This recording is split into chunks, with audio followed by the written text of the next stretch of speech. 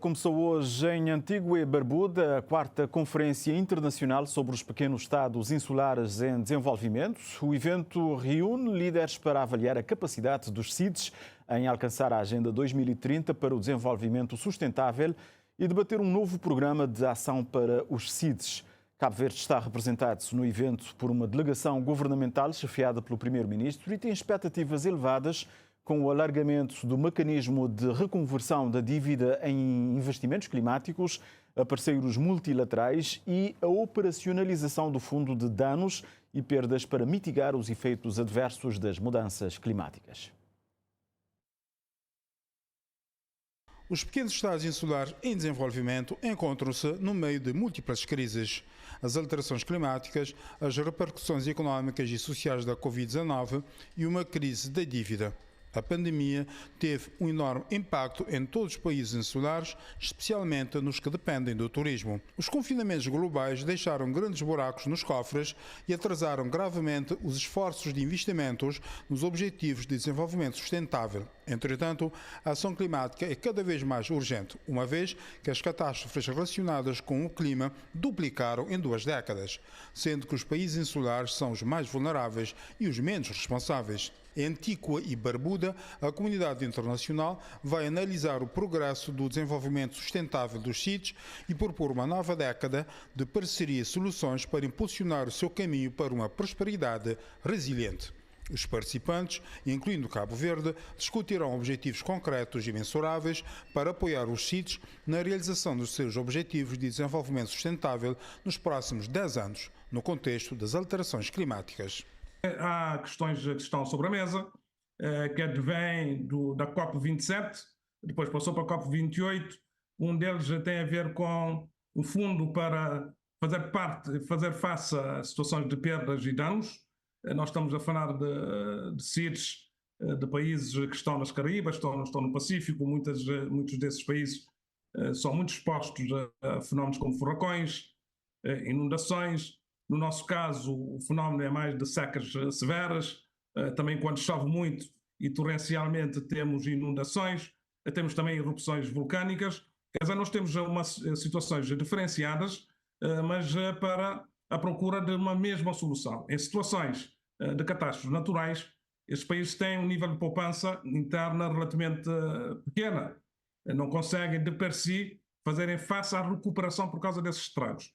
E que, em algumas situações, fazem quebrar mesmo o PIB nacional. Então, esse fundo é um dos mecanismos a operacionalizar, de forma a dar cobertura a situações extraordinárias que podem e acontecem com uma certa regularidade agora com as alterações climáticas. A conferência culminará com a adoção da Agenda de Antigua e Barbuda, um roteiro para aumentar a sua resiliência, reconhecendo, porém, que os pequenos estados insulares enfrentam os impactos combinados das alterações climáticas, da perda de biodiversidade, da poluição, das catástrofes e dos riscos naturais, bem como uma menor capacidade de resistir a choques externos, tendo em conta que mais de 40% dos CIDs se debatem com níveis insustentáveis de dívida.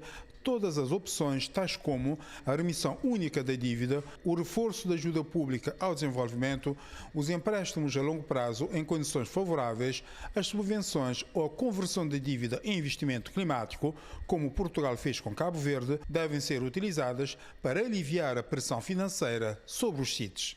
Tem a ver com a questão da dívida e da transformação da dívida em financiamento climático e ambiental. Esta questão tem sido discutida, tem sido aprofundada, e nesta conferência o sentido é procurar soluções concretas. Por exemplo, nós vamos apresentar mais uma vez aquilo que foi o compromisso assumido com o governo português, de transformarmos a dívida bilateral em financiamento climático e ambiental, no sentido de sensibilizar ainda mais para esta necessidade. Porque estes países, sendo pequenos, muito vulneráveis, precisam de um impulso adicional para o seu desenvolvimento. E precisam de recursos excepcionais para fazerem face às questões que têm a ver com o financiamento climático e ambiental, mas ao mesmo tempo poderem atingir os Objetivos de Desenvolvimento Sustentável. Portanto, a questão do financiamento está no centro desta conferência. Eu estou em crer que, pelos sinais, quer de instituições financeiras internacionais como o Banco Mundial, quer relativamente às Nações Unidas, de que podemos sair deste quadro, desta conferência, com compromissos muito mais firmes, e concretizáveis, que no fundo é isto, faz-se muito apelo à ação e às vezes as máquinas dos financiamentos são muito lentos em termos de resposta. Cabo Verde está à espera de boas notícias e de fumo branco no evento de Antígua e Barbuda. A grande notícia que nós gostaríamos era a operacionalização de facto desse fundo de perdas e danos. A segunda grande notícia, a extensão dos acordos de conversão de dívida em financiamento climático para outros credores. Estamos a falar não só de credores bilaterais, mas outras multilaterais.